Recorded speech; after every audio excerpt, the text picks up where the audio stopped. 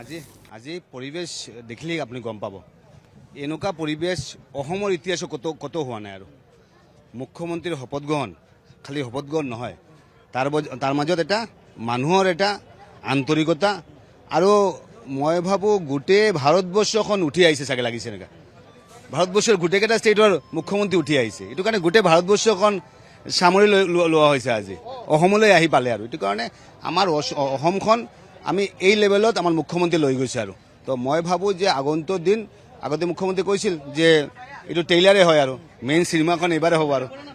চিনেমাখন হ'বলৈ গৈ আছে আৰু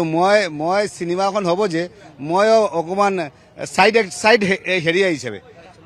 মই এক সময় থাকিম আৰু মই এজন পাৰ্ট এণ্ড পাৰ্চেল আৰু মই এজন শাসক দলৰ বিধায়ক হিচাপে মই জড়িত ৰাখিব পাৰি it's a great privilege for me. অসমৰ ৰাজনৈতিক ইতিহাসত ইমান শক্তিশালী এজন অসমীয়া নেতা অসমীয়া জাতিয়ে প্ৰথম হৈছে আৰু মই ভাবোঁ তেওঁৰ যিটো শক্তি সেইটোৱে আহি থকা সময়ত অসমৰ নতুন প্ৰজন্মৰ যিটো সপোন আছে আমাৰ কৃষক শ্ৰমিক বনুৱাসকলৰ যিটো সপোন আছে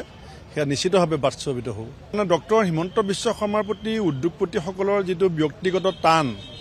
সেইটোৱে যে আমাৰ ইয়াত বিনিয়োগ যে আগলৈ যে বৃদ্ধি পাব আৰু বিনিয়োগৰ সমান্তৰালভাৱে যিটো নিয়োজন যিটো সংস্থাপনৰ যিটো এখন ক্ষেত্ৰ প্ৰসাৰিত হয় সেইটো আজি এই শপত গ্ৰহণ অনুষ্ঠানৰ মাজেদি এটা বিশাল বাৰ্তা অসমবাসীয়ে পাইছে। শপত গ্ৰহণ হৈছে 1.5 লাখ মানুহৰ মাজত আজি উপস্থিতি আমাৰ শপত গ্ৰহণ হ'ল বঢ়িয়া দেখিছে 5 বছৰ যিমান হৈছে তাৰ ডাবল ট্ৰিপল এইবাৰ হ'ব আৰু বৰাকতো ছেম হৈ আছে ডেভেলপমেণ্ট ইয়াতো হ'ব অসমত আৰু চাব আপুনি অসম কিমান ওপৰত যাব। জাতীয় বীৰ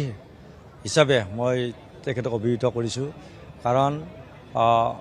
অসমীয়া জাতিটো বহুত সংকটত আছিলে বিগত বহু বছৰ কংগ্ৰেছৰ শাসনে জাতিটোৰ মেৰুদণ্ড ভাঙি পেলাইছিলে ভাষা সাহিত্য সংস্কৃতি আৰু ৰাজনৈতিক অধিকাৰ সকলো বিপন্ন হোৱাৰ এটা পৰিৱেশৰ সময়ত এজন অতি সাহসী মুখ্যমন্ত্ৰী অসম প্ৰেমিক মুখ্যমন্ত্ৰীয়ে জাতীয়তাবাদী চিন্তাধাৰাৰে জাতিটোক ৰক্ষা কৰাৰ কাৰণে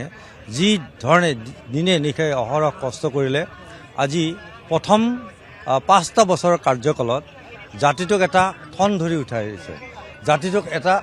মেৰুদণ্ড পোন কৰি থিয়া দিব পৰাকৈ শক্তি দিলে অৰ্থাৎ এই জাতিটোৰ ভাষা সাহিত্য সংস্কৃতিৰ লগতে জাতিটোক ৰাজনৈতিকভাৱে সুৰক্ষিত কৰিছিলে। নেদেখা ভগৱানৰ আশীৰ্বাদ তেখেতৰ লগত থাকিব তেখেতৰ যি সপোন অসমখনক ভাৰতৰ শীৰ্ষতম 5খন ৰাজ্যৰ ভিতৰত লৈ যোৱালৈ আমি বিচাৰোঁ 5খন ৰাজ্যতে কেৱল নহয় অসম 1 নম্বৰ স্থানত যেন ভাৰতবৰ্ষৰ স্থান লাভ কৰে তেখেতৰ নেতৃত্বত এই আমি কামনা ৰাখিছোঁ আৰু মোৰ বিশ্বাস ভগৱানৰ আশীৰ্বাদ অসমৰ ৰাইজৰ আশীৰ্বাদ তেখেতৰ লগত থাকিব আৰু মই নিজে SBS 2.0 এজন সদস্য হ'ব পাৰে তেখেতৰ লগত থাকিব পাৰে গৌৰৱ অনুভৱ কৰিছোঁ। ভাৰতবৰ্ষত এনেকুৱাকৈ শপত গ্ৰহণ অনুষ্ঠান মই দেখা নাই কাৰণ কিয় মই 92 চনৰ পৰা ভাৰতীয় জনতা পাৰ্টিৰ সদস্য এক অভূতপূৰ্ব এক ঐতিহাসিক এটা শপত গ্ৰহণ অনুষ্ঠান য'ত নেকি দেশৰ প্ৰধানমন্ত্ৰীৰ পৰা আদি কৰি গৃহমন্ত্ৰীৰ পৰা আদি কৰি প্ৰতিৰক্ষা মন্ত্ৰীৰ লগতে লাখ লাখ নৰনাৰায়ণৰূপী নৰনাৰায়ণসকল উপস্থিত আছিলে আৰু প্ৰায় 20 গৰাকীতকৈ অধিক মুখ্যমন্ত্ৰী উপস্থিত আছিলে আৰু এই অনুষ্ঠানত আমি নিশ্চিত ওপৰত উপস্থিত থাকিবলৈ পাই আমি সাক্ষী হৈ পেলাই এটা ঐতিহাসিক সাক্ষীৰ সন্ধিক্ষণত আমিও আমাৰ জীৱনতো লিখা থাকিব আমাৰে হয়তো পৰম সৌভাগ্য আছিলে যে এনেকুৱা এটা সন্ধিক্ষণ হয়তো আমাৰ জীৱনত পাম বুলি ভাবিছোঁ কিন্তু মই আৰু আশা ৰাখিছোঁ 31 চনতো যাতে মুখ্যমন্ত্ৰী হিচাপে আমি যাতে দলৰ পৰা যাতে আমি হিমন্ত বিশ্ব শৰ্মাক যাতে মুখ্যমন্ত্ৰী কৰিব পাৰোঁ আৰু সেইকাৰণে মোৰ দলৰ মই প্ৰাক্তন সভাপতি হিচাপে কৈছোঁ দলৰ কাৰ্যকৰ্তাসকলে মই কৈছোঁ যি উৎসাহ এই উৎসাহ আজি আমি সকলোৱে পাইছোঁ সকলোৱে আমাৰ যি আত্মা আজি শান্তি লাভ কৰিলে আগন্তুক দিনত 31 চনৰ বিধানসভা নিৰ্বাচনৰ বাবে সকলো কাৰ্যকৰ্তাক সাজু হোৱাৰ কাৰণে আহ্বান জনাইছোঁ।